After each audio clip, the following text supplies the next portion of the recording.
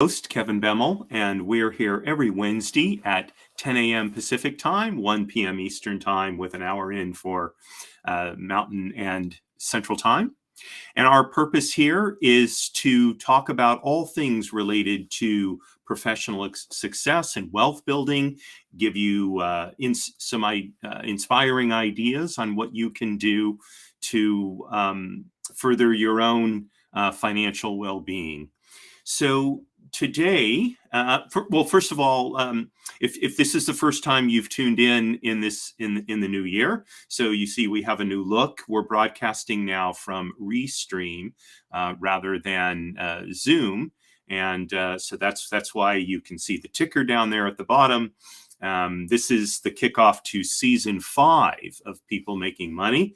I've mentioned this in my 2 previous shows this week. It seems amazing that I've been doing this going into my 5th year.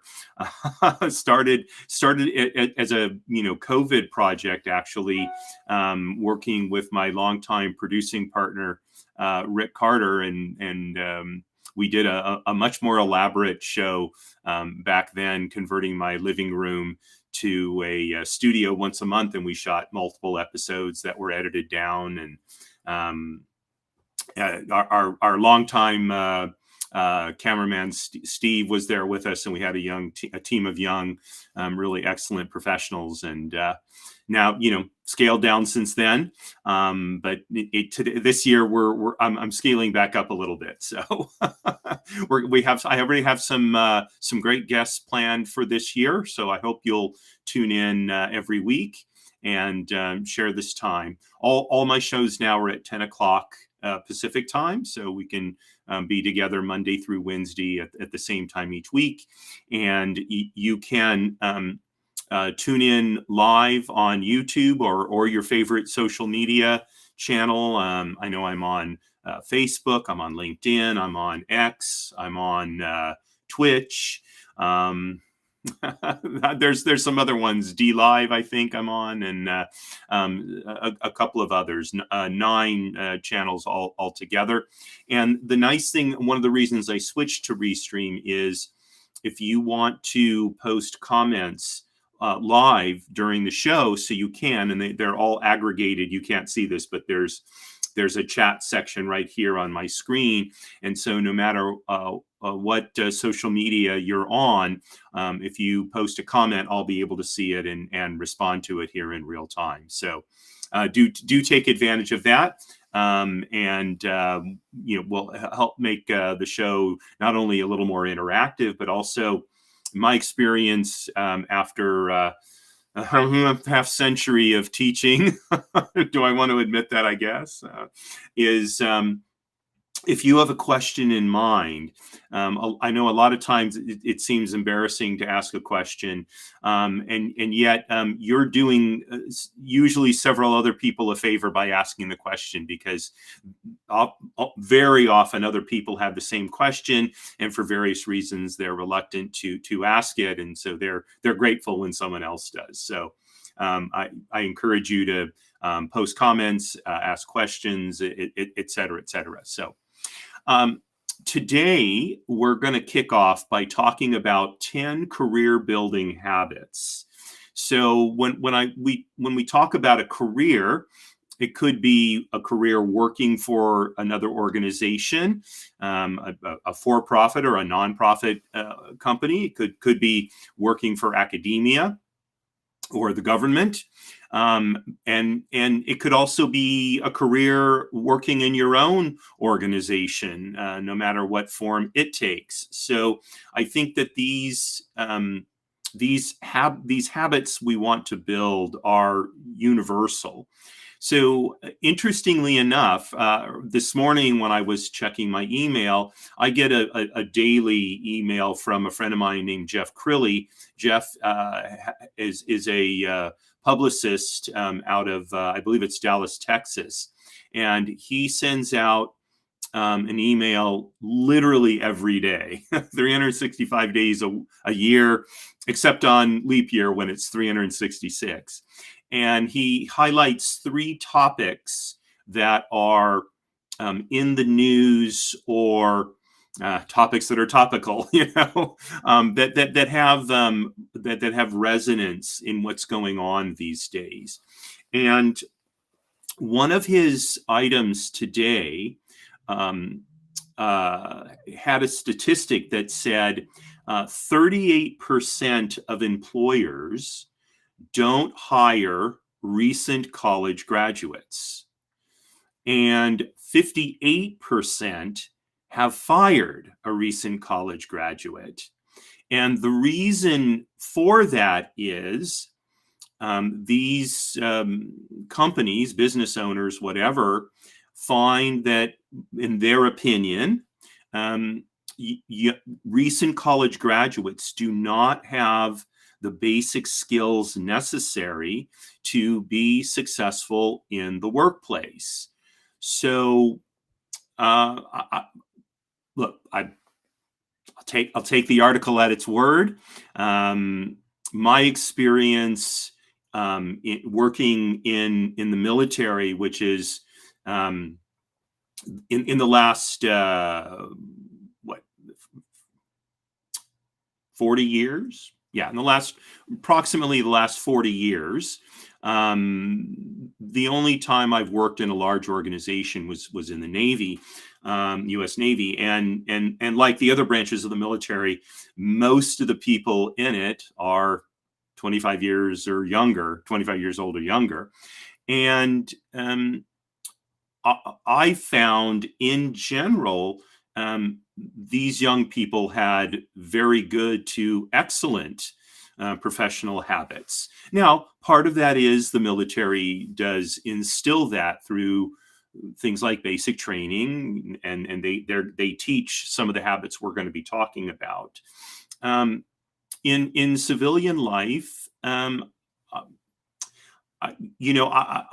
can tell you, I was taught how to act, in the workplace by my father and my mother, but I had to act that same way at home to a large extent. So there was an expected mode of behavior. I think that is different in society today. So you'll know I'm wearing a tie, right? I mean, this is how my father taught me a professional dress. And interestingly enough, he hated ties. I mean, he got in trouble at work for not wearing a tie. And so he started wearing a bolo tie just to sort of poke a finger in his supervisor's eye, which I would argue was not very professional. This was toward the end of his career. He had kind of gotten more cantankerous than usual. But and you can see, if you look behind me, you can see a picture of my dad right here. He's in a suit with a shirt and tie. Actually, I just noticed it's a fairly similar combination to what I'm wearing. He has his pipe. My dad was a pipe smoker most of his life. I still can recall the scent of cherry pipe tobacco all those years. And I remember posting something about this a number of years ago. What did you learn from your father? And my friend Bill mentioned that you should always wear a white shirt, like a collared white shirt. That was something his father taught him. Okay, I think that's how we dress. Definitely affects our performance, our behavior, and there's lots of research that confirms that, and so I think things have changed over the 40 years that I've been in professional life. And I guess it was 40 years last year. I graduated from college in '83, so I think that this is a good topic to start out with. Here at the beginning of the year, and I think it's a good reminder for those of us who have cultivated good professional habits, good career habits over the years. We don't need to be told necessarily, but we need to be reminded. And it also is good information for those of us at the beginning of our professional journeys. How can we set ourselves up for success? So I'm going to go ahead and share my my PowerPoint. Oh, this is kind of interesting because you can see the background there and the background there. I kind of like that. Anyway, this is our new our PowerPoint for today. So 10 career building habits. And there we go. And as is the case in all of the Way to Wow shows, they all revolve around this concept of the 3 pillars of attainment. And again, if you're new to the shows, by all means, do check out. I do have an episode on our YouTube channel. You see scrolling below the URL for our YouTube channel. Do check out the episode on explaining what the 3 pillars of attainment are all about. In general, I'm dealing here in the finances realm. However, today you're going to see that we're in many ways going to be all encompassing in terms of we'll be in all 3 pillars. We'll be hitting on most of the realms in the 3 pillars of attainment. So off we go. And okay, so these are the 10 habits that I recommend we work on developing for career success. And let me start out by saying I do not recommend that you work on developing all 10. It's too much. The best thing what I would suggest is pick 5 or 6 and spend this year a couple months on each one this year. And by the end of the year, you will have significantly improved. You have, I should say, significantly habituated yourself to these things. So now some people say play to your strengths and build on those. Others say shore up your weaknesses. So I think we need to look at this as a combination of the two. So for example, let me just go through the list and then I'll give you some examples actually. So number 1, well-being. Number 2, relationships. Number 3, learning. Number 4, improvement. Number 5, leadership. 6, problem solve. 7, adaptability. 8, proactive. 9, respectful and professional. And 10, collaborative. Now, there are certain of these that I think are required even if we're not good at them. And those are well-being, relationships, learning, and improvement. So 1 through 4, and then also, by the way, 9, respectful and professional. So 1 through 4 and 9 are just the foundational items. And then the rest of them, it's not that they're not important, but they have more to do with the kind of work that you want to be doing, the kind of success that you want to have, and the kind of person you want to be. Okay, so let's. What I recommend again is a combination of sort of more aspirational ones, if you will. Improving on your strengths. So, for example, if you have sort of natural leadership ability, so improving on that and getting into the habit of improving your leadership will take you far. Okay. On the other hand, if you are not attentive to your well-being,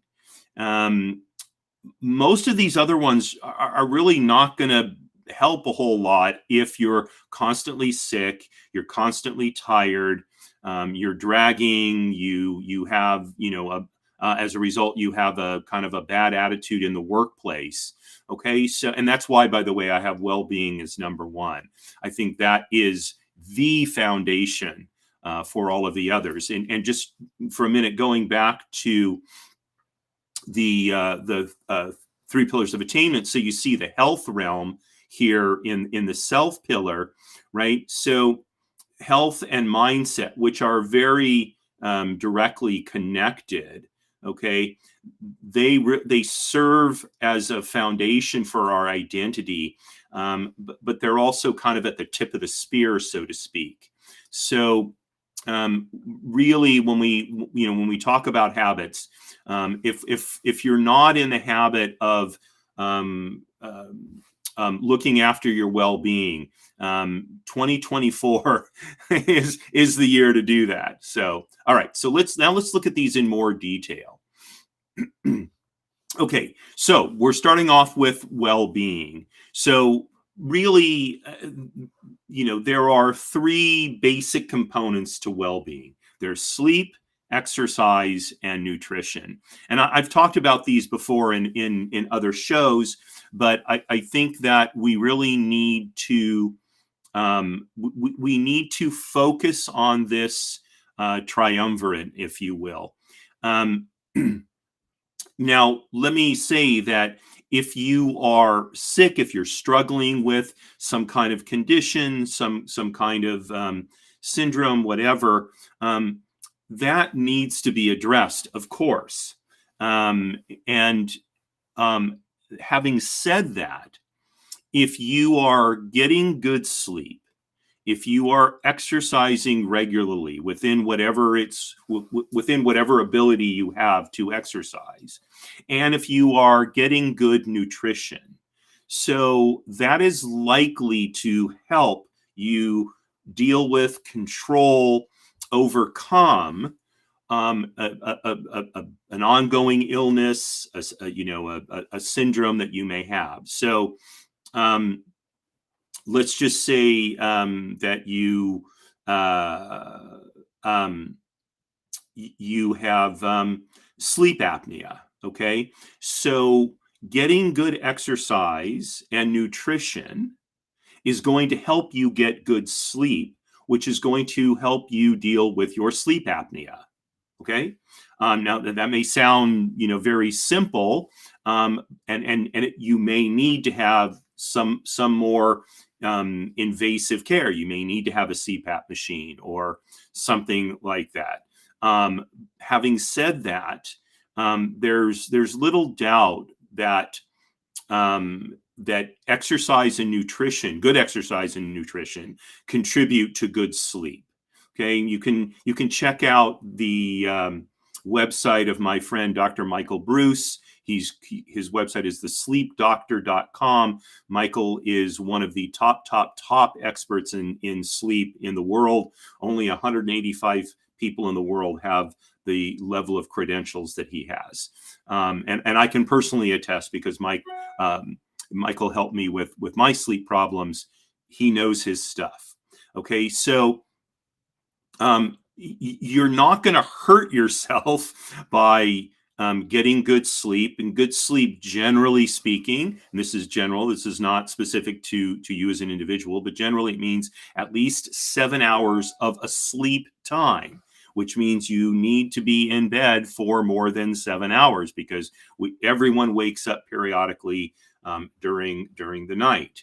Okay, so I know for myself, I plan 8 hours in bed to get 7 hours of sleep. Having said that, for the first 3 days of this year, my sleep has been excellent, because I've gone to bed an hour or two early, and because I've just been tired. They've been exhausting days, and that's good. I'm glad I sleep well. I'm also getting off a particular medication, and so that interestingly enough has been improving my sleep as well. Okay, exercise. I've been talking to my daughter about this. To be heart healthy, you need 20 minutes a day, 3 days a week of aerobic exercise. Now that's kind of the minimum, and that can be something as simple as just walking around the neighborhood. Just get out into the sunshine. Okay. Now I realize in some areas, the sun doesn't come out necessarily. If you live in Seattle, you can go for days without seeing the sunshine, but get outside 20, 30 minutes, walk around the neighborhood. You don't have to jog. You don't have to run. You don't necessarily even have to walk particularly fast, although Fast walking is certainly a good exercise. That's kind of the minimum to shoot for. If you're not doing any exercise at all, I would set that as a goal to habituate, or as a condition of satisfaction, I should say, to habituate getting that amount of exercise, and then build from there.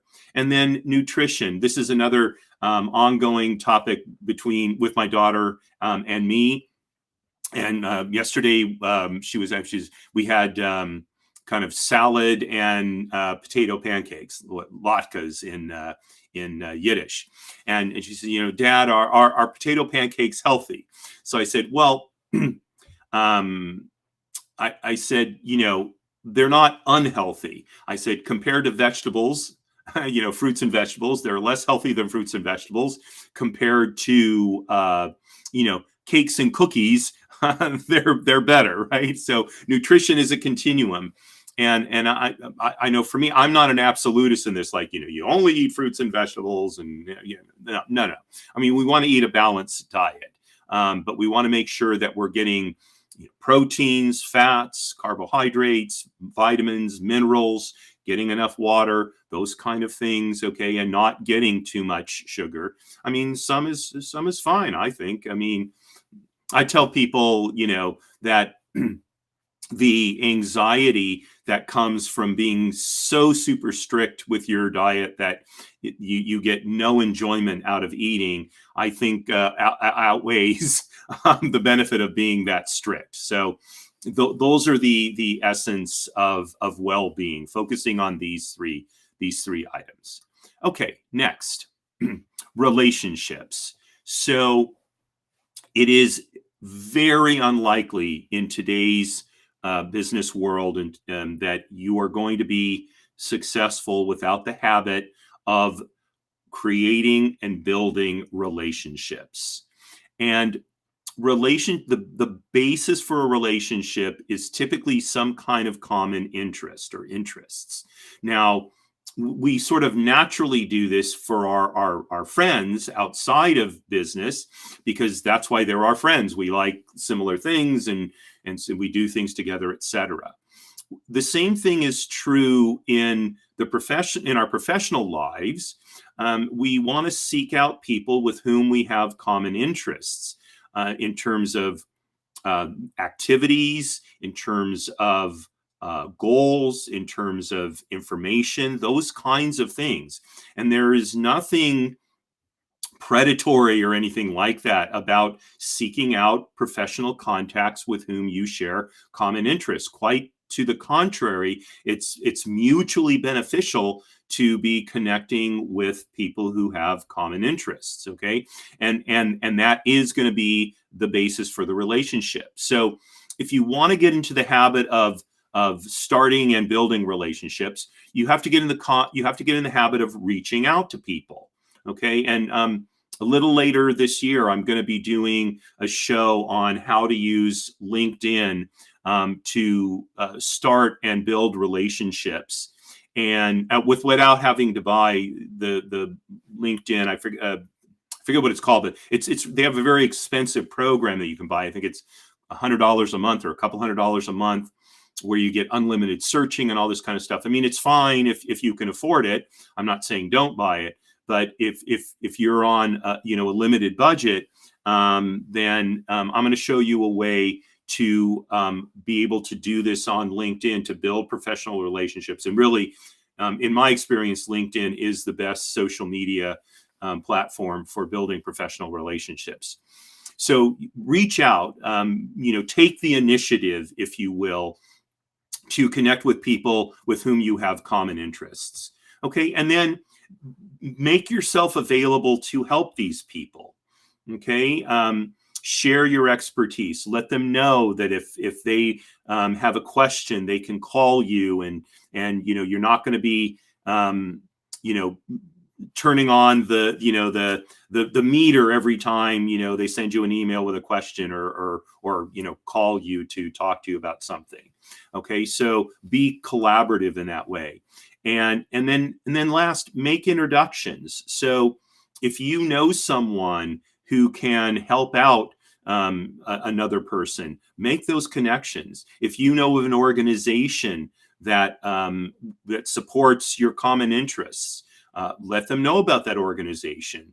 Even if, it doesn't have to be an organization that you run. It could be an organization that somebody else runs. But by all means, tell them about it. Help that other person build his organization, and we all kind of raise the tide together. Okay, next, learning. So in our professional lives and in our lives in general, I think we really want to be lifelong learners. And when I had my real estate company before I joined the Navy, one of my clients actually got a PhD.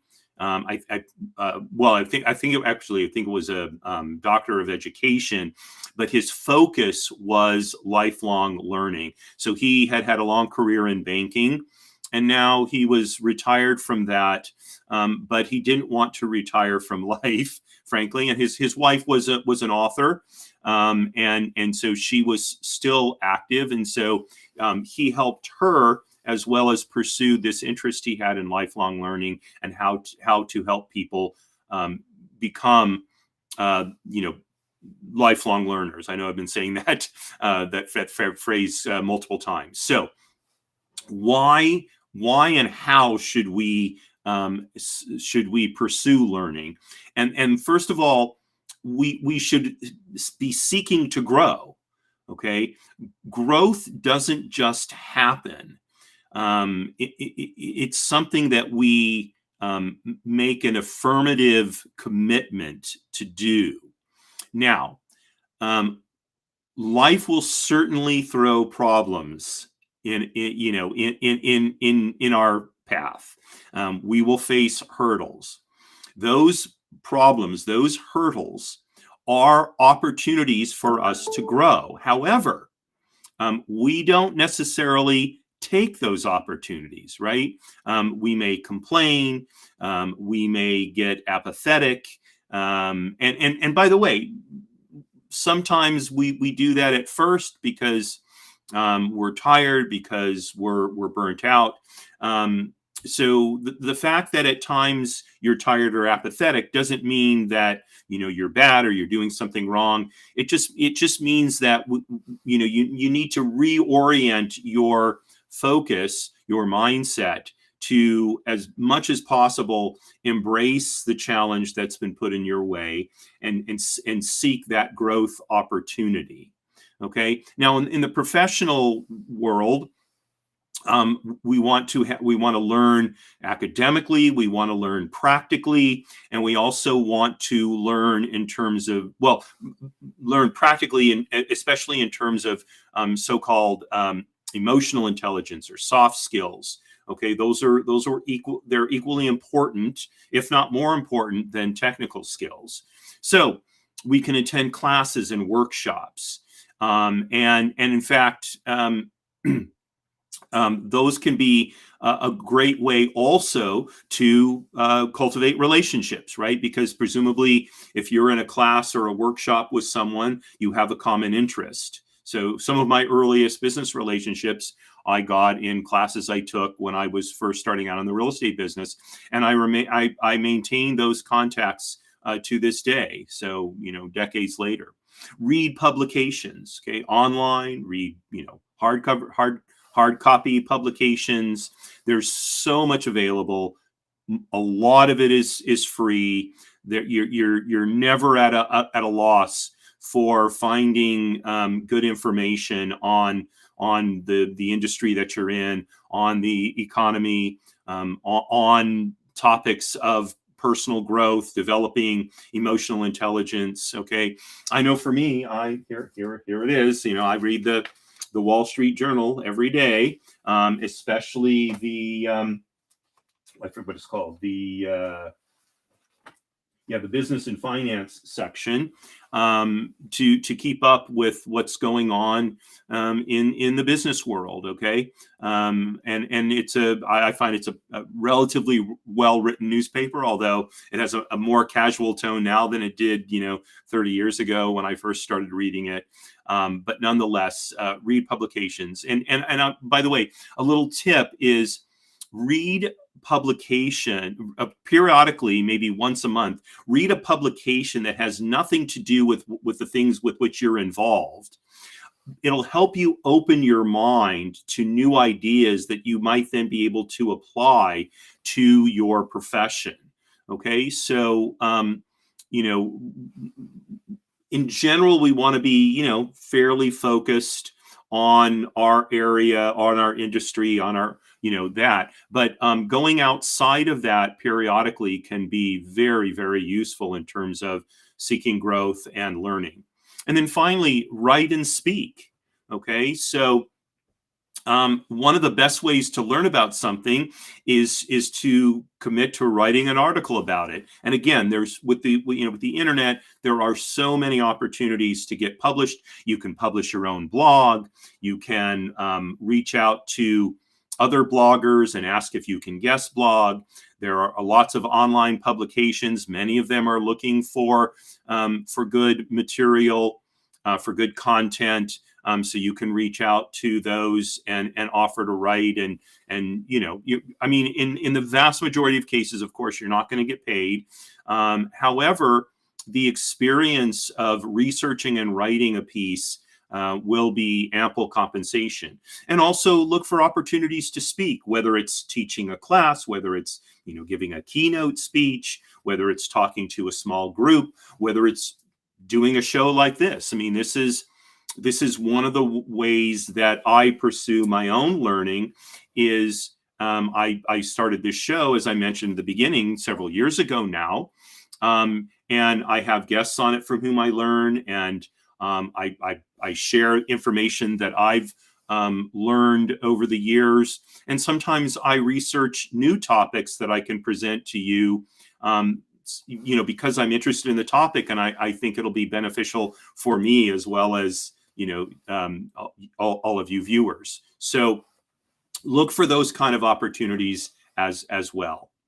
Okay, next, improvement. So this is another topic. I mention my daughter, I think, fairly frequently. A doting father. Can you blame me? I mean, yesterday we went on a couple of errands, and the two places I took her, the people we worked with, they were all just so complimentary, right? Like, be still my heart. If you want to, if you want me to be your best friend, tell me that my daughter is wonderful, right? So, but in any event, my daughter is a writer. She aspires to do it professionally, and I'm very proud of her for that. I will say that when I was her age, I wanted to be a professional writer as well, and candidly, my mother discouraged me from doing that, and I regret that I let my mother discourage me. Because I eventually did become a professional writer, not a writer of books, but articles and different things, and I enjoy it, and I find it a very useful skill to have developed, etc. So I encourage my daughter to really take her writing seriously, and she periodically hits what she calls writer's block. And I've told her, in reality, there's no such, for a professional, there's no such thing as writer's block. So actually, I was talking to someone else about this yesterday. Stephen King, the famous writer of horror stories and such, he wrote a book on how to be a writer. And one of the things that Stephen King talks about is, if you're a writer, you write every day. Okay. And he He maps out a time. I think he writes in the morning for 3 or 4 hours or 5 hours, whatever it is. And he writes, and he says, sometimes I get great material. And he says, sometimes I'll have nothing useful at the end of my writing time, but I've still written. And that's what he does. So he doesn't let he doesn't let things like so-called writer's block get in his way. What he does do is he strives for excellence. That's his goal, excellence, not perfection. Okay, striving for perfection tends to keep us from striving, and that's a hurdle I had to overcome earlier in my life, certainly, and it's something that my daughter is working on right now. So improvement means looking to constantly improve, constantly strive for excellence. The way we achieve excellence is by looking, okay, I'm at this level now. How can I get up to this level? Not how can I get to this so-called level of perfection, because I don't think we can ever get there. And I think trying to get to perfection is a mistake. So we want incremental improvement. That's what we should strive for. Okay. And we do that by being self-accountable. Okay. Now, that doesn't mean being hyper self-critical. It means by holding ourselves accountable for example, if we're a writer, writing every day. Okay. Or if we have an objective to become a lifelong, if we have a condition of satisfaction to be a lifelong learner, are we fulfilling that condition of satisfaction? Okay. So one of my conditions of satisfaction is to, on average, learn for an hour a day, or learn an hour a day since I was 5. Okay. That's when I started school. Right. And I've gone through and figured out how many hours that is that I've had to have accumulated on average, by the way, how many hours I have to accumulate. And, so it's 365 hours a year, of course, times however many years. And I've kept track of how many hours I've spent in school, how many hours I've been in trainings, workshops, all this kind of stuff. And I hold myself accountable for being a lifelong learner. Okay. And we can do that. It takes a little bit of time to set it up initially, but then to keep it up doesn't take a whole lot of time. Okay. So we need to have some kind of mechanism for self-accountability. Okay. And especially in something like improvement. All right. Next. Leadership. So leadership is, some people say, leaders are born, not made. That's not true. While there seems to be some people who are born leaders, okay, and my favorite one, for those of you who've seen other shows, one of my favorites is General George Patton. Okay, so Patton appears to have been a natural leader, but he was not. He learned how to be a great leader. He learned it through developing skills and taking initiative, et cetera, et cetera, et cetera. He was a somewhat fragile child. He almost for sure suffered from dyslexia. So he had trouble reading when he was a child, and he had to overcome that. And his father and his aunt really steeped him in stories about great military leaders, and in Bible stories about great leaders, and those kinds of things. And it was through that he developed a leadership mindset that he then pursued the rest of his life through reading, through study, through taking opportunities to be a leader. And also, by the way, through humility. Okay, I know people don't think of George Patton as being a humble man, but he certainly was. He recognized that he was subordinate to God first and foremost, And secondly, he reflected on his behavior. He reflected on his actions. And when he found them to be wrong, he apologized. So I invite you, by the way, to check out, it would be a week ago, yesterday's episode of Business Lessons from the Military. I believe I replayed the one on that I did on Patton, or maybe it was the week before that. But in any event, I talk about Patton and humility, and if you want to know how to become a leader, you can't do better than studying George Patton, as well as other great leaders of World War II. And you have it right here, the 4 things to do. I've mentioned a couple of them already. So develop skills. For example, learn how to delegate. You cannot be a great leader if you don't know how to properly delegate. Okay, a bad leader assigns responsibility but doesn't give authority. Okay, which puts the subordinate in an impossible position. A good leader delegates both the responsibility and the authority to get the job done.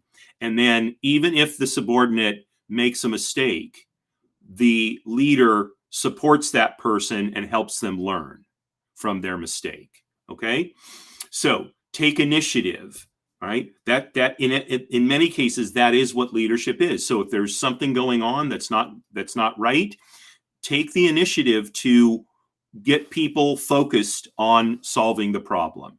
Okay, look to mentor subordinates.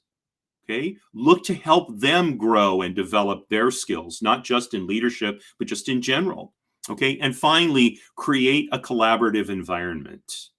Okay, now there's a lot talked about in terms of the inspiration of great leaders and how they inspire people to follow them. And while there is some aspect of that sometimes in leadership, more often great leaders are fostering a collaborative environment where issues and problems can be discussed openly, and the best solution can be sussed out by doing that. So that is that creating that environment where good ideas can be developed is a crucial part of becoming a good leader. Okay, problem solve. So if you want to be a problem solver in any kind of professional endeavor, and that really comes down to doing your best to identify challenges, okay, and that can be hard because oftentimes if things aren't going right, the tendency is to find out who's to blame and then focus on that person having done a substandard job, et cetera, et cetera. Rarely is that useful. In fact, I talked about this in my show yesterday, when I talked about doing a hot wash. So while of course sometimes subordinates, colleagues make mistakes, and they need to be held accountable for those mistakes, in the midst of dealing with a problem, that's usually not the most productive path to take. So, and especially not to hold them responsible in front of their other colleagues, their coworkers. Okay, so when there's a challenge or a problem to be solved, the idea is habituate focusing on solutions, not blame. Once the problem is solved, if there are people who did not perform well, that can be dealt with one-on-one, helping them understand what their mistakes were, where they fell short, and how they can improve next time. But in the moment, until the problem is solved, until the challenge is identified and dealt with, train yourself to be focused on solutions rather than blaming people. And the way to do that is to be very conscious of what you're saying and doing when a crisis arises. Okay, if you're hunting around for someone to blame, be aware of that. Listen to the things that you're saying to yourself, to other people, etc. Okay, and shift your focus. Wait, I say to yourself out loud, preferably not with other people around because they may think you're nuts, but say, I need to focus on solutions. Focus on solutions. How can we solve this? Okay, say that to yourself out loud. Okay, and then cultivate creativity. Okay, now one of the ways of cultivating creativity I talked about a little bit earlier when I was talking about learning, and that is periodically put yourself in an environment that's different than what you're used to, and see what ideas are there that I can apply to my work. That don't seem to be related, but actually allow me to look at a problem in a different way that may make it easier to solve. Okay. Next, adaptability. So the one consistent thing in the world today is that it's changing.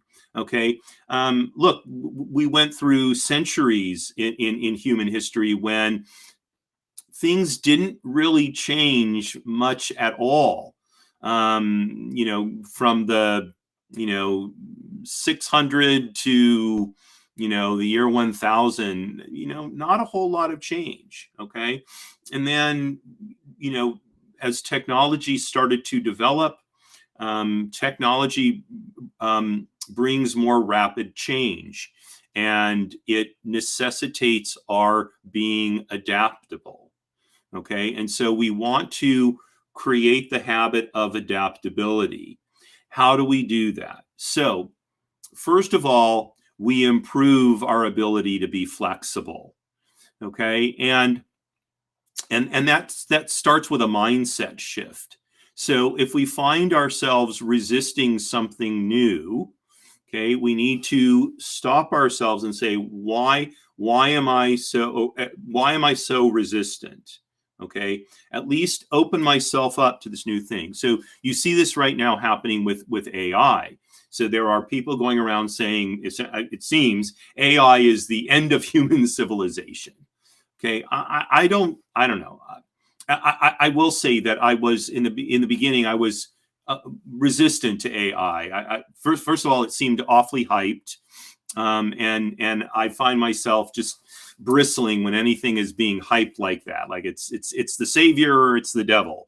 It seemed like those were the two things that were out there, and rarely is something either one of those. Okay, and then talking with a friend of mine about it, who's a data scientist, my friend Michael, I said, you know what, I at least need to try this out. And I did, and I found that it's actually a great tool, and it's been very, very helpful in helping me become more productive. And my, whereas I would say early in my professional career, it took me a long time to sort of break through the barrier of not wanting to try something new. Now I've been able to squeeze that down. And by the way, just because I try something doesn't mean I adapt it. Sometimes I do, sometimes I don't. Okay. I try to be fairly measured as I go about finding new experiences and then habituating to ongoing change. So I'm not a first adapter. I'm not. It just doesn't work for me, because oftentimes being a first adopter or an early adopter means working through all the problems with getting something to work. And I'm just not interested in doing that. So I'm usually kind of like a second adopter. That's typically how I do. So I will try new technologies, but I'm not going to be the first one to adopt some cutting edge technology, generally speaking. Whereas I think my friend Bill, he loves trying out new technology, and it's a passion for him, right? And so generally speaking, what I'll do is I'll let Bill try it out, and then I'll hear what he has to say about it. And if it sounds like something that'll be good for me, so then I'll try it, right? And that's what works for me. But I think we have to kind of look at those things and improve our adaptability. But that doesn't mean becoming someone that we're not. Okay. Next. Proactive. So generally speaking, problems don't get better left to fester. Now, that's not always the case, okay?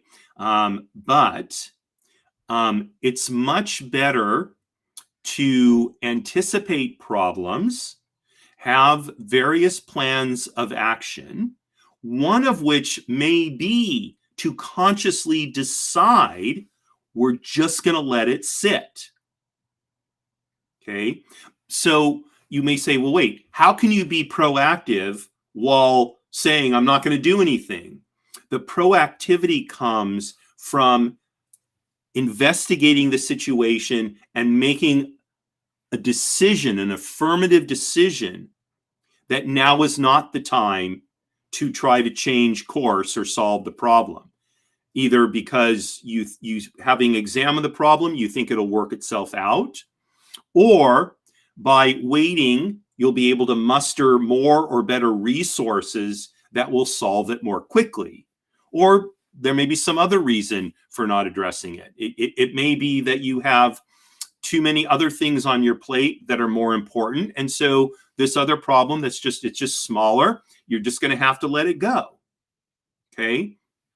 Nonetheless, but to be proactive means to be prepared for action in the sense of anticipating problems, figuring out where can you be effective in addressing those problems, okay, and in prioritizing how they need to be addressed. Okay, that's where your proactivity can be most effective. Okay, so if your team is faced with 5 potential problems, but only has the bandwidth to deal with 3 of them, the best thing you can do is figure out which are the 3 priorities and then set to work on those. And then if one of those other 2 does cause a problem, well, all right, it caused a problem, but hopefully a smaller problem than what would have been caused by neglecting the 3 that you chose to address. Okay? One of the ways to do this is to keep open lines of communication. So if you want to be able to anticipate problems, people have to be willing to come to you and talk to you and tell you about things that are going on that may not necessarily reflect well on them or the organization. Okay? So if you're known to be someone who, when you get bad news, explodes, like The Wiz. I love this. There's a song in the Wiz that the Wicked Witch of the East sings. Don't nobody bring me no bad news, right?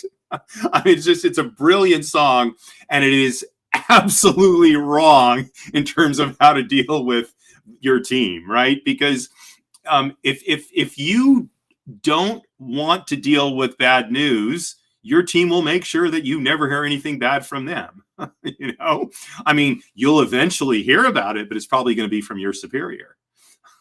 And that's just not good, right? So we want to foster open lines of communication so that we get early signals that a problem may be brewing, and that way we can assemble the team and be prepared for action, or at least to prioritize where it needs to be dealt with, where and when it needs to be dealt with.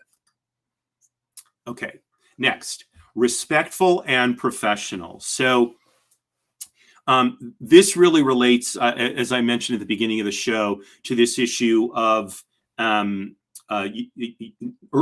new college graduates not being as desirable in the workplace as perhaps they might want to be. These are some of the skills, excuse me, that employers seem to feel that they lack. and that is punctuality and reliability, and just a sense of treating everyone decently.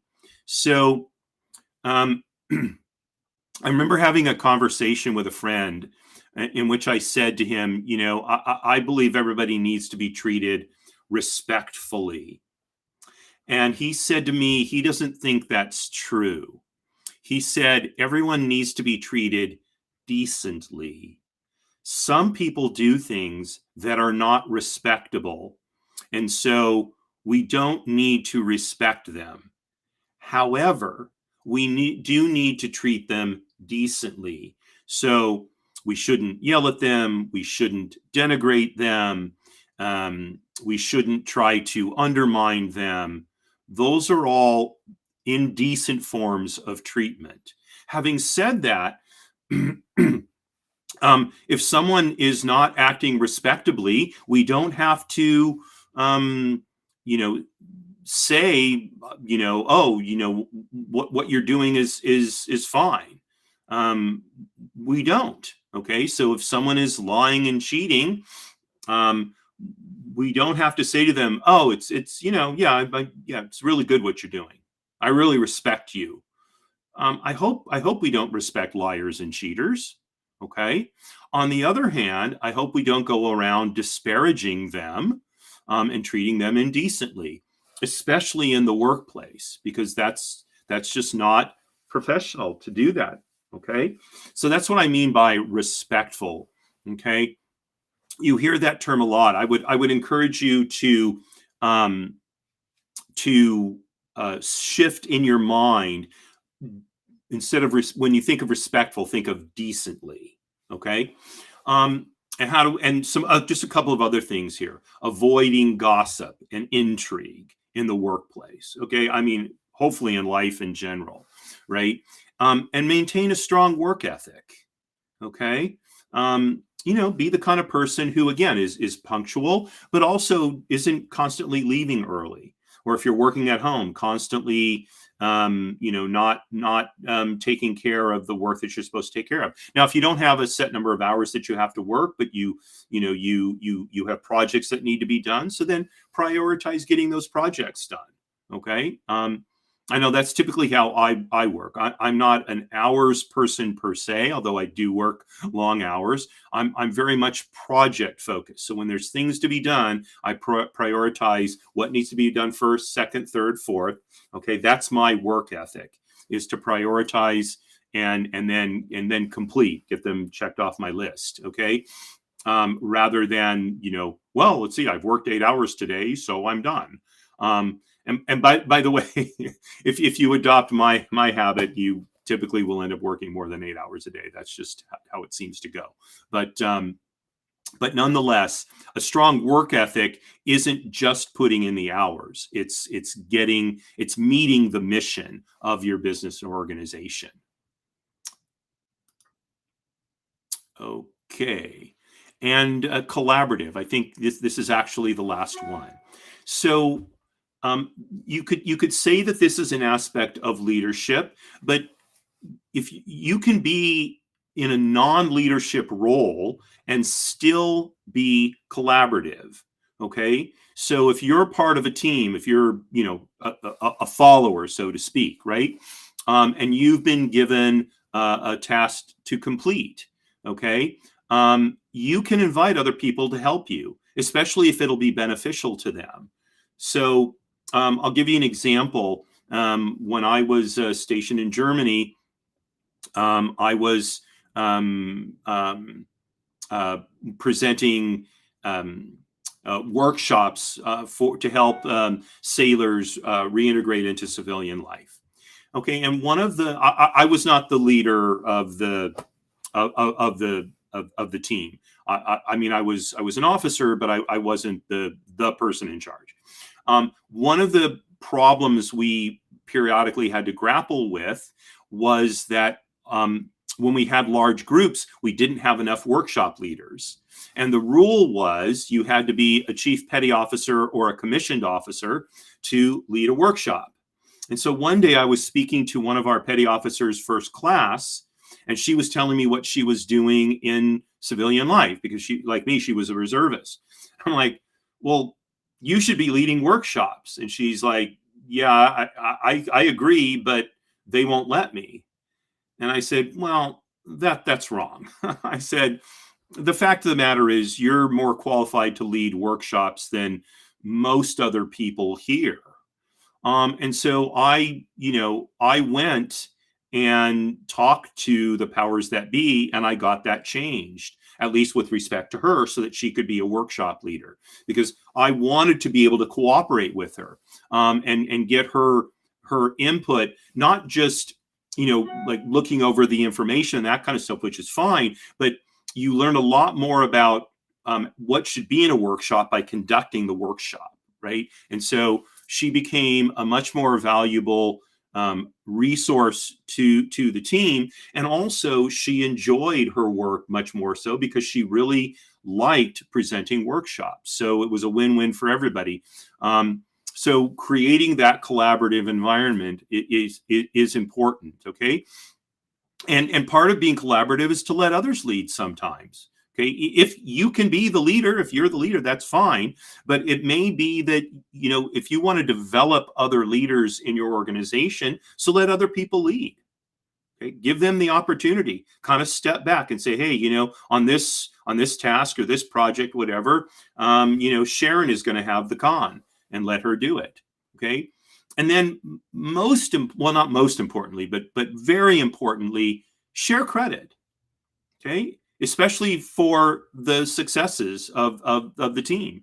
Make sure that your superiors know that, your team's success wasn't just about you, and say, gosh, Sharon really, I offered to give her the lead on this thing, and she really, took the bit in her mouth, and she really drove this thing, and she was, largely responsible for the success of this part over here, which was a big part of our overall success, so that they know, and then suggest, please reach out to her and let her know that, you were pleased with how things turned out because, she was a part of that.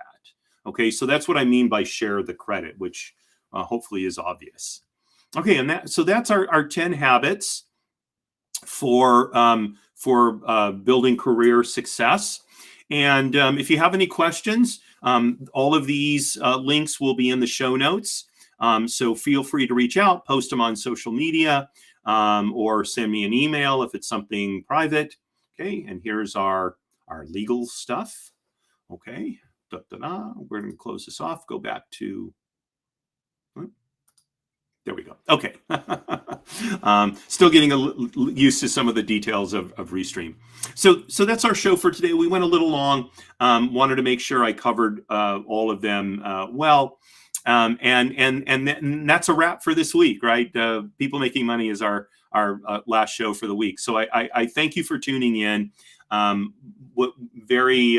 Hopefully you found this interesting and something that will help you in building good career habits. Okay. Next week we kick off on Monday at 10 a.m. with Trust and Estates Weekly. Tuesday at 10 a.m. These are all Pacific times, business lessons from the military. And then 7 days from today, we'll be back with the next edition of People Making Money at 10 a.m. Pacific time. So thanks again for joining me. I appreciate it very much. Wishing you a wonderful rest of the day and rest of the week. And signing off as I always do. Marie, you are my belle. All the best, folks.